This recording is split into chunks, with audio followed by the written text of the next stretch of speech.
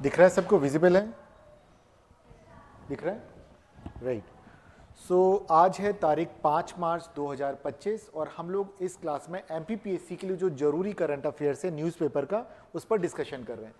सो यहाँ पर आप देख रहे हैं मुख्यमंत्री जी क्या कर रहे हैं। इन्होंने कहा कि भीलों का एक पर्व है भगोरिया, उसे क्या करेंगे, राजकीय उत्सव मनाएंगे।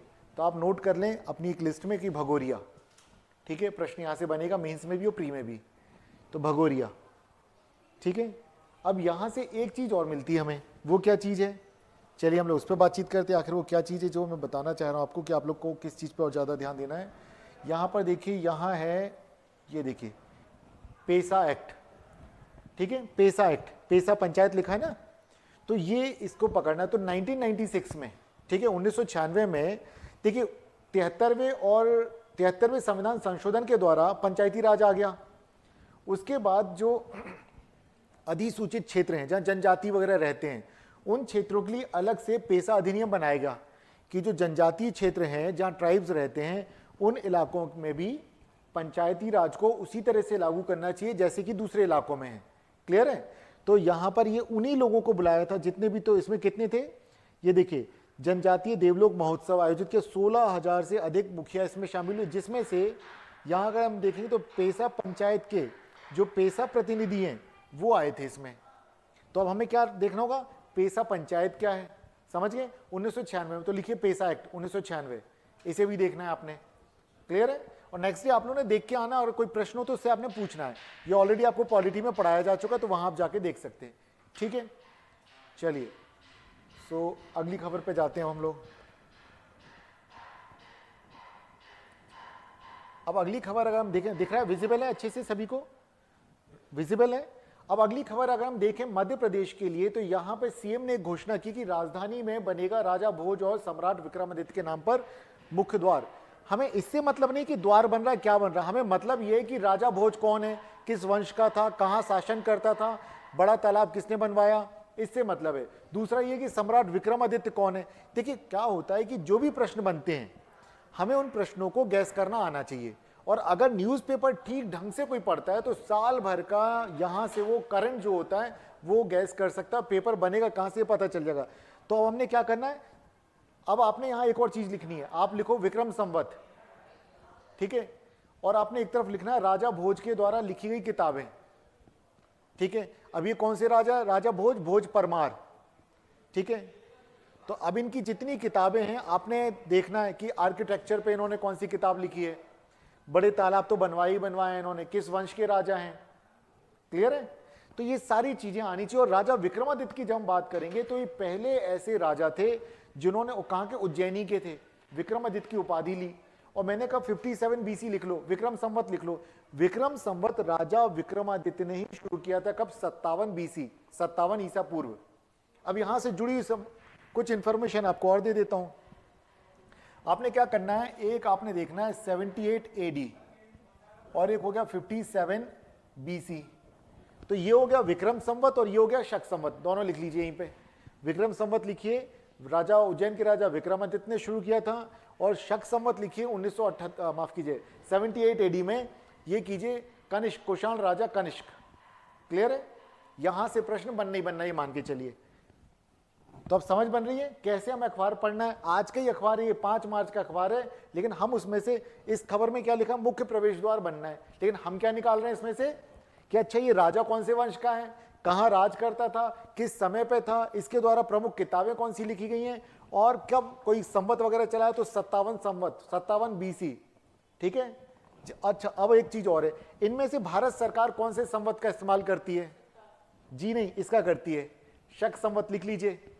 भारत सरकार जो अपना पंचांग, जो नेशनल कैलेंडर चलता है, शक संवत के आधार पर चलता है। हिंदू धर्म के 30 त्योहार, शादी विवाह किस पे चलते हैं, विक्रम संवत, नोट कर लीजिए। अब अगली बात, नेपाल में इनमें से कौन सा संवत नेपाल का राजकीय कैलेंडर है, जानते हैं, ऊपर वाला विक्रम संवत लिख लीजिए। नेपाल वाले विक्रम संवत का इस्तेमाल करते हैं। क्लियर है। क्या इसमें ये बातें लिखी हैं, कहीं नहीं लिखी। अब आप समझ गए कैसे पेपर से, हमारे को न्यूज़पेपर से हम खबरें कैसे गैस करते कि कहां से बन सकती चीजें। आगे बात बढ़ाएं हम, चलिए अगले पे चलते हैं हम लोग। अगली खबर है, अब देखिए इस पे आते हैं हम लोग, मेट्रो। तो अगला आप बनाएंगे, आप प्रश्न कहीं पे भी लिख नोट करते आइएगा कहीं पे भी, मध्य प्रदेश के कितने शहरों में मेट्रो बन रही है? ठीक है, मध्य प्रदेश के कितने शहरों में मेट्रो बन रही है? तो अब आपको यहां का तो पता ही कि भोपाल में है एक, ठीक है, भोपाल में है, इंदौर में है, और इसके अलावा जबलपुर में है और ग्वालियर में है। तो अब आप ध्यान रखेंगे, प्रश्न बनेगा तो आपको हो जाएगा, मतलब अखबार में चीज आई और आपने पकड़ लेना कि यहां से प्रश्न बनना है। क्लियर है? चलिए अगले पे पहुंचते हैं। अब ये देखिए एक और खबर है, अरे भाई थोड़ा सा खुल जाओ, जूम हो जाओ। हाँ, ये देखिए क्वींस ऑन द व्हील। ठीक है, ये क्या है? Queens on the Wheel. तो देखिए मध्य प्रदेश पर्यटन विभाग द्वारा महिला बाइकिंग इवेंट है, मतलब महिलाएं, औरतें बाइक चला करके जाएंगी। कहां तक? कितने? 1400 किलोमीटर। छोटा मोटा नहीं है, ध्यान रखें। विमेंस डे आ गया है, आज 5 है, 8 तारीख को विमेंस डे है, तो सब कुछ यहां चल रहा है। ठीक है, तो ये 25 देश भर की, इसमें सिर्फ मध्य प्रदेश नहीं, पूरे भारत की 25 महिला बाइकर राइडर्स आए हैं, जिनको कि मध्य प्रदेश का जो टूरिस्ट डिपार्टमेंट है, टूरिज्म का, मध्य प्रदेश पर्यटन विभाग, वो इसको इवेंट को कर रहा है, स्पॉन्सर है। उनके आने जाने, खाने, पेट्रोल वेट्रोल, रुकने करने का सारा खर्चा ये उठाएगा, ये लोग चलाएंगे। और कहाँ कहाँ जाएंगे? देखिए ये निकलेंगे कहाँ से, देखें, भोपाल से नागपुर, मुंबई, पुणे, बेंगलुरु, दिल्ली, संभाजी नगर, ठीक है, ग्वालियर, मितावली, चंदेरी, दतिया, ओरछा, खजुराहो, छतरपुर। ये शहर भले भूल जाएं, लेकिन आपको ये पता होना चाहिए कि कौन सा event? Queen on the wheels. ये इवेंट किस विभाग का है? तो किस विभाग का है? मध्य प्रदेश पर्यटन विभाग, Madhya Pradesh tourism department. Clear है? और एक चीज और है, ये सेकंड टाइम कर रहे हैं, इसके पहले एक बार हो चुका है। क्लियर है? ये दूसरी बार हो रहा है, इससे पहले एक बार हो चुका है। ठीक है, चलिए अब आगे देखें। चलिए अब इसके बाद की अगली खबर में क्या है, ये देखिए, खुल जा भाई सिम सिम, जूम। चलिए अब देखते हैं क्या लिखा। अंतरराष्ट्रीय रामायण सम्मेलन कहां आयोजित किया जा रहा है? भोपाल। क्लियर है? अंतरराष्ट्रीय रामायण सम्मेलन भोपाल में आयोजित किया जा रहा है। कब से कब तक? 22 से 23 मार्च। ठीक है, तो अब सवाल आएगा कि अंतरराष्ट्रीय रामायण सम्मेलन कहां पर आयोजित किया गया भारत में? मध्य प्रदेश। और मध्य प्रदेश का शहर कौन सा है? भोपाल। ये जो नोट्स आप बना रहे हो उन्हें संभाल के रखने हैं, हर सप्ताह बार बार रिवाइज करना है, प्रश्न यहीं से आना। अगर वाकई में इस बार आप चाह रहे हैं कि अपनी बेरोजगारी दूर कर लें और एक अच्छे रेपुटेड जॉब में पहुंच जाएं, डिप्टी कलेक्टर, डीएसपी या बड़े अधिकारी बने, तो बस आप ध्यान रखिए। ठीक है, इन्हीं बातों को ध्यान रखें। आपका पेपर में 20 से 25 क्वेश्चन आते हैं ना, जो यहीं से सारे कवर करेंगे पूरे के पूरे अपन, मतलब 25% से 30% पेपर। और देखिए ज्योग्राफी की खबरें आएंगी, हिस्ट्री की खबरें, जैसे विक्रमादित्य, उसे करंट में भी रखेंगे और हिस्ट्री में, तो आपको वहां से भी बन जाएंगे। तो आप मानो कि 40 से 45% पेपर हम इसी आधे घंटे की क्लास से निकाल लेंगे, डेली करेंगे हम लोग। तो अखबार में ऐसे ध्यान रखना है। आगे बढ़े, और कुछ नहीं पढ़ना इसमें, बस इतना आ गया। चलिए अब ये देखिए, ये क्या है। अब ये मुद्दा आता है, एक बड़ा मुद्दा है। ठीक है, इसमें हमें बस ये देखना है कि सरकार ने क्या क्या कर रही है। देखिए गेहूं पर कितना बोनस दे रही है सरकार? 175 रुपए, ये केंद्र सरकार से अलग से दे रही है। ठीक है, देन इसके अलावा आता है कि वित्त वर्ष में सरकार इस वित्त वर्ष में कितना कर्जा ले चुकी है? 47,000 करोड़ रुपए सरकार कर्ज ले चुकी है।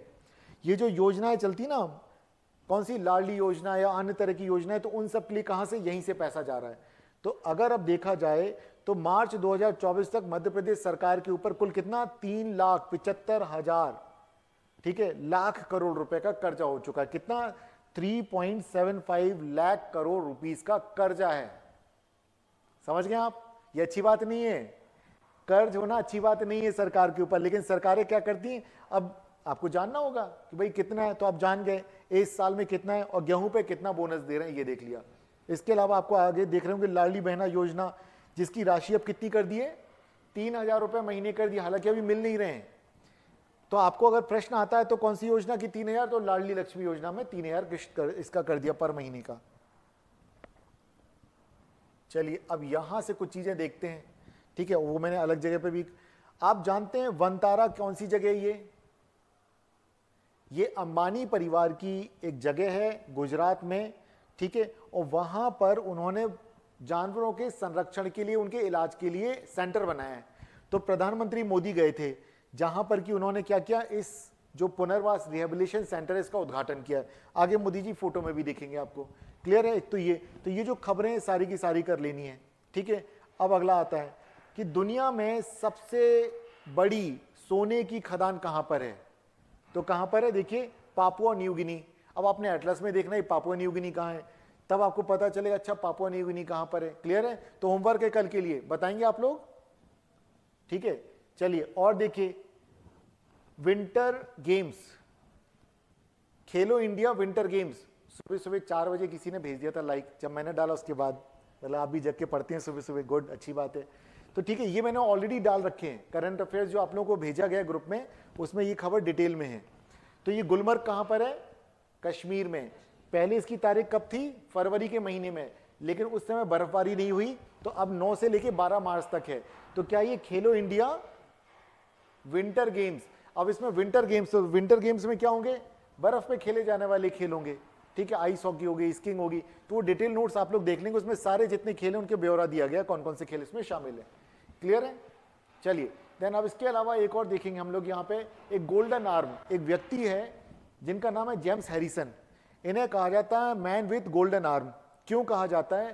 क्योंकि इनके खून में एक डी एंटीबॉडी पाई जाती है, और वो कई जो बच्चे होते हैं जिन्हें की कई गंभीर किस्म की बीमारियां होती, वो एंटीबॉडी उन बच्चों को काम आती है, ठीक है। तो ये अब इनकी डेथ हो गई है, लेकिन ये लगातार कब तक? 81 साल की उम्र तक लगातार इन्होंने हर सप्ताह, हर दूसरे सप्ताह ये अपना रक्तदान करते थे। क्लियर है? सो ये ध्यान रखें, मैन विद गोल्डन आर्म। तो ये हैं जेम्स हैरिसन, ऑस्ट्रेलिया के हैं, भाई परोपकारी व्यक्ति है, ठीक है। और देखिए एक और चीज, भारत का एक्वेटिक एनिमल कौन सा है? जलीय जंतु कौन सा है भारत का? यस बोलिए। गैंगेटिक डॉल्फिन, लिख लीजिए वहां पे। हिंदी में कई जगह सूस बोल देते हैं, नहीं तो गैंगेटिक डॉल्फिन। और ध्यान रखो वो ब्लाइंड होती है, अंधी होती है। गंगा के अलावा कई जगह पाई जाती है, ब्रह्मपुत्र में भी है, सिंधु में भी है, चिल्का लेक में भी है, ठीक है, गैंगेटिक डॉल्फिन। तो अब हुआ क्या कि देश की नदियों का सर्वे हुआ और उसमें डॉल्फिन का सर्वे हुआ, कौन सी? गैंगेटिक डॉल्फिन जिसे बोलते हैं। तो वहां ब्रह्मपुत्र, सिंधु, इन सब नदियों में भी वो पाई गई, और काफी अच्छी संख्या में, लगभग 6000 से ज्यादा की संख्या में। क्लियर है? तो गंगा में तो है, इन नदियों में भी वो पाई गई, राइट। चलिए देन इसके अलावा यहाँ पे नवरत्न और महारत्न, ठीक है, ये ऑलरेडी पोस्ट भी डाली गई है और आ जाएगी आपके पास, तो इसको पढ़ लीजिएगा कि कौन सी। और कल हम लोग ऑलरेडी चर्चा कर चुके, महारत्न, नवरत्न, मिनीरत्न में हम लोग चर्चा कर चुके, वो नोट्स आपके पास पहुंच जाएंगे, तो इसको देख लीजिएगा। और एक और चीज है, पहली भारतीय महिला किस चीज में बन गई है? ये देखिए, 22 वर्षीय भारतीय एथलीट कृष्णा जयशंकर, लिख लीजिए, इंडोर शॉटपुट। शॉटपुट को क्या बोलते हैं? इतना एक लोहे का गोला होता है, ठीक है, उसको फेंका जाता है, उसको शॉटपुट बोलते हैं, ठीक है, ध्यान रखेंगे। तो शॉटपुट में कौन बन गई? पहली भारतीय महिला बन गई। इन्होंने क्या किया? 16 मीटर का फेंका, और ये इंडोर में, भाई ध्यान रखना, आउटडोर वाला नहीं, इंडोर में ये, ठीक है। ये सिस्टम चल नहीं रहा है क्या? ओके ओके, क्लियर है, ध्यान रखेंगे। इनका नाम है, लिखिए, कृष्णा जयशंकर, मात्र 22 साल की हैं ये, और इंडोर शॉटपुट में अब ये चैंपियन बन गई भारत की। ये देखिए इन्होंने थ्रो कितना किया है? 16 फुट। ये नहीं पूछेंगे, बस आपका नाम याद रखना है, कृष्णा जयशंकर। किस खेल से संबंधित है? शॉटपुट, ठीक है। क्यों? क्योंकि पहली महिला बन गई इतना दूर तक थ्रो करने वाली है। बिल्कुल बिल्कुल पॉसिबिलिटीज है। आप ये जान जी, पहली महिला है इतना इस दूरी तक फेंक। अच्छा, ये चीज आप लोग जानते हैं, बहुत सारी अल्फा, बीटा, जेनजी, ये जनरेशन होती हैं। इन जनरेशन में मैं डिटेल नोट्स आपको प्रोवाइड करूंगा, डिटेल एक क्लास लूंगा। बट यहां आप ध्यान रखें, ऑस्कर जीतने वाली पहली जेनजी कौन बन गई है? Mikey Madison. इन्हें बेस्ट एक्ट्रेस का अवार्ड मिला है। कौन सी फिल्म में? अनोर, ठीक है।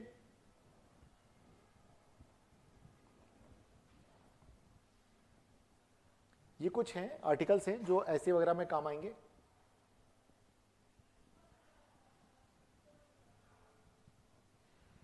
अब देखिए एक खबर और जिस पे चर्चा करना जरूरी है। अभी तक आप देखते हैं पर्यावरण के लिए सीएनजी की गाड़ियां, इलेक्ट्रिक व्हीकल देखते हैं। भारत में एक ट्रक डेवलप किया है और ये किसने किया? टाटा मोटर्स ने। और ये काय पे चलेगा? हाइड्रोजन पे। अगर ये हाइड्रोजन पे चलेगा तो इमिशन क्या होगा? इसका उत्सर्जन में क्या निकलेगा? पानी, पानी की बूंदें। ठीक है, मैंने दिल्ली में इस तरह की बसेस चलती हुई देखी है, हाइड्रोजन सेल पे चलती है, जो रहती हैं। लेकिन वो सारे सेफ, देखो वो तो पेट्रोल में भी होता है, डीजल में भी होता है, सीएनजी में भी होता है। लोग तो घरेलू एलपीजी वाले सिलेंडर लगा के भी गाड़ियां चलाते हैं। लेकिन उन सारी चीज़ों को अब देख, अगर हम ईवी की बात करें तो कई जगह देखते हैं स्कूटरों में आग लग जाती है, बैटरी बहुत ज़्यादा गर्म हो जाती है, चार्जिंग के दौरान मोबाइल फट जाते हैं, हर जगह खतरा है। लेकिन उसके लिए तो किया जाता है, क्या किया जाता है? रिसर्च किया जाता है। अभी इसको परीक्षण चल रहा है। अब अगर सक्सेस हो जाता है तो आप सोच के देखिए कि अगर ये चलने लग जाएगा तो पर्यावरण के लिए कितना फायदा होगा। हम सभी परेशान हैं, ठीक है, क्लाइमेट चेंज की जो घटना है। तो आप ध्यान रखें किसने किया ये? टाटा मोटर्स, इनको मिला था ये काम। किसको? टाटा मोटर्स। अब ये सवाल आता है कौन से मिशन के तहत होगा, तो नोट करें, नेशनल ग्रीन हाइड्रोजन मिशन। ठीक है, नेशनल ग्रीन हाइड्रोजन मिशन। आप अगर डेली करंट अफेयर्स मेरा रोज पढ़ रहे होंगे तो उसमें ऑलरेडी इस टॉपिक पे मैं नोट्स भेज चुका आपको। ठीक है, आप जाइएगा संस्थान की वेबसाइट को खोलिएगा और वहां पे आपको मिल जाएंगे, हिंदी इंग्लिश दोनों में। ठीक है, पिछले दिनों के नोट्स में आप जाके देखिए, फरवरी के महीने में भेज रखा मैंने। ठीक है, तो क्या हुआ? अच्छा, फिर एक और खबर, भारत की सबसे बड़ी कॉमर्शियल ऑटोमोबाइल कंपनी कौन सी है? टाटा है। ठीक है, तो सबसे बड़ी commercial vehicle manufacture company Tata है। और इसको बनाया किसके तहत है? हाइड्रोजन वाला नेशनल ग्रीन हाइड्रोजन मिशन के तहत। अब ये national hydrogen, sorry, green hydrogen जैसे बोलेंगे, इसका मतलब जो हाइड्रोजन के लिए जो प्रोसेस इस्तेमाल किया जा रहा है वो कैसा है? वो क्लीन एनर्जी वाला है। क्लियर है? इसमें विंड एनर्जी या अदर इस तरह की एनर्जी का इस्तेमाल किया जाएगा, जिसमें कि इस हाइड्रोजन को बनाने के लिए भी कैसी एनर्जी होगी? जिससे प्रदूषण ना हो। क्लियर है? तो भविष्य का ईंधन किसे कहा जाता है? अब भविष्य का ईंधन हाइड्रोजन, नोट कर लीजिएगा, भविष्य का ईंधन हाइड्रोजन। देखिए, मैंने कहा कि प्रधानमंत्री जी गए, तो अब ये आपने लिखना है कि जो वनतारा जो है ये कहां पर है? जामनगर। ठीक है, और एशिया की सबसे बड़ी रिफाइनरी जामनगर की है। भारत की तो है ही है, एशिया की सबसे बड़ी रिफाइनरियों में काउंट की जाती है जामनगर की रिफाइनरी। किसकी है? रिलायंस कंपनी की। तो यहां पर क्या है? रिलायंस का वन्य जीव संरक्षण और पुनर्वास केंद्र। क्या नाम है इसका? वनतारा। प्रधानमंत्री जी गए थे वहां। वन्य जीव लिखिए, वन्य जीव संरक्षण व पुनर्वास केंद्र जामनगर में है। और ये भारत का वो पहला पशुओं का अस्पताल बनाया गया जहां पर हाथियों का इलाज किया जाता है। या तो श्रीलंका में है, यहां हाथियों का। ठीक है, क्लियर है? देखिए, लगभग 240 से अधिक बीमार या बचाए गए हाथियों को भी यहां रखा है। और यहां अलग से 1000 एकड़ में गज नगरी बनाई गई है सिर्फ हाथियों के लिए। काफी खबरें आ रही थी। अनंत, हाँ, वो अनंत ही संभालता है इसको। अब एक और लिखिए, इस बार एमपी में क्या क्वेश्चन पूछा था ना, फेसबुक के फाउंडर कौन है? तो टेक्नोलॉजी वाले सेक्टर में इस तरह के प्रश्न पूछे जाते तो अब आपने क्या करना है? अमेरिका की एक कंपनी है, क्या नाम है? अल्फाबेट। इसने एक नई चिप डेवलप की है, उसका नाम क्या है? तारा। नोट कीजिए, अल्फाबेट की नई चिप तारा। अब ये क्या करेगी? हाई स्पीड इंटरनेट की लागत कम करेगी ये। अब ये चिप कैसे बनती है?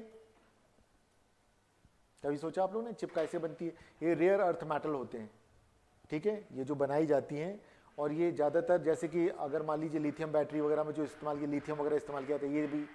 ठीक है, तो ध्यान रखें इन सारी चीज़ों के लिए ही चाइना, ताइवान, वियतनाम ये आगे हैं भारत से। ओके, सो तारा चिप कितनी स्पीड तक पहुंच जाएगी? 20 Gbps की स्पीड से 20 किलोमीटर तक का डेटा ये ट्रांसफर कर सकती है। ठीक है, सो ध्यान रखें गीगाबाइट। ठीक है, ध्यान रखें कितना होता है? जीबी। बिल्कुल बिल्कुल बिल्कुल पूछ सकते हैं। देखिए क्या है, हाँ, एमबी में कितना होता है? ठीक है ना, बिट क्या है, बाइट क्या है, एमबी क्या है, जीबी क्या है, पूछा जाता है इसमें कितने बिट या बाइट हैं। अब एक और खबर, आप जानते हैं सांसदों को और विधायकों को प्रत्येक वर्ष 5 करोड़ रुपए मिलते हैं, वो अपने एरिया में जो उनका निर्वाचन क्षेत्र है वहां पे विकास कार्य करा सकते हैं। ये योजना है जिसका नाम है एमपी लैड, ठीक है। एमपी मतलब सांसद हो गए, एमपी लैड सांसद निधि बोला जाता है इसको सामान्य तौर पर। यह योजना कब शुरू की गई थी, लिख लीजिए 1993 में। एमपी लैड लिखिए, MP LAD, local area development. L for local, A for area, D for development. MP LAD, MP हो गया मेंबर ऑफ पार्लियामेंट, LAD कर दो पीछे, एमपी लैड। तो 1993, हाँ 93 लिखिए, 1993। ये खबर देखिए, ये आपके पास पहुंच जाइए, आप चिंता ना कीजिए, सारी खबरें पहुंचेंगी। कब है, 1993 में। इसके तहत कितना फंड दिया जाता है, सालाना 5 करोड़। और इसमें जो पता चल रहा है कि अगर देखा जाए कितने प्रतिशत की इसमें, अगर यहां देखें 7वीं लोकसभा में, तो 65% की कमी आ गई। जो सांसद हैं वो खर्च करने में 65% की कमी आ गई है, राइट। सो इस बात को ध्यान रखें। ज्यादा जरूरी ये योजना कब शुरू हुई, इसमें कितना फंड दिया जाता है, ठीक है। और सबसे कम फंड वाले राज्य कौन से हैं, दिल्ली, ठीक है। सबसे ज्यादा फंड वाले राज्य कौन से हैं, उत्तर प्रदेश। भाई सांसद भी ज्यादा है तो ज्यादा फंड होगा। इसमें क्या क्या चीजों पे खर्च किया जाता है यहां पे देख लीजिए। 73% फंड किन क्षेत्रों में खर्च हुआ है, बुनियादी ढांचे के विकास पर, जैसे सड़क, रेलवे, ठीक है, सड़क, रेलवे, पुल, बुनियादी ढांचे, सार्वजनिक सुविधाएं जैसे स्ट्रीट लाइट, शिक्षा, स्कूल, लाइब्रेरी, लैब्स इत्यादि पर, पेयजल और बिजली की सुविधाएं। तो ये ध्यान रखें, यही का यही आपने कटिंग अपने पास संभाल के रखना है, लिख लेना है कि सबसे ज्यादा इसका पैसा किस पे खर्च होता है, सड़क, रेलवे, पुल इत्यादि पर। क्लियर है। सो देखिए, हम इसी तरीके से इन सारे जो खबरें हैं इनको कवर करते रहेंगे। ये खबर है जिसपे कि मैं आज नाटो पे ऑलरेडी यूपीएससी के करंट में मैं क्लास ले चुका हूं कि देखिए यहां पर कहा जा रहा है, अब आपने क्या करना है, देखो इंटरनेशनल ऑर्गेनाइजेशन है तो वर्ल्ड बैंक कब बना, नाटो, यूएन, तो इस पर डिटेल एक दिन और कल का लूंगा। पूरे नोट्स मैंने ऑलरेडी ग्रुप में डाल दिए, नाटो पे डाल चुका हूं और ये वर्ल्ड बैंक और यूएन पे, इन पे भी और डालने वाला हूं। तो अगले 2 दिन में सारे आपके पास पहुंच जाएंगे। जो मॉर्निंग में यूपीएससी करंट लेता हूं ना, वहां ऑलरेडी टॉपिक हो चुका है। बट आप ध्यान रखें, यहां से सारी चीजें जो बन रही हैं, यहां से प्रश्न आते, क्योंकि वहां इंटरनेशनल ऑर्गेनाइजेशन में एमपी में हल्के क्वेश्चन आते हैं। कब बना ये पूछ लेते, भारत किसका मेंबर है, इनमें से किसका फाउंडिंग मेंबर है, वर्ल्ड बैंक और आईएफ में क्या अंतर है, इस तरह के प्रश्न आते रहते हैं। क्लियर है। सो हम उस पर चर्चा करेंगे। अभी समय कम है, ठीक है, समय हो गया है, तो इसलिए अभी हम यहीं पे इसको सम अप करते हैं। और देखता हूं कोई जो आपके बिल्कुल, अच्छा अब एक चीज और देखिए, इंदौर में ग्रीन वेस्ट का इस्तेमाल करके क्या बनाए जा रहे हैं, सड़क, ठीक है। ग्रीन वेस्ट का, ग्रीन वेस्ट में इसमें लिख लीजिएगा और खबर आप ले लीजिएगा।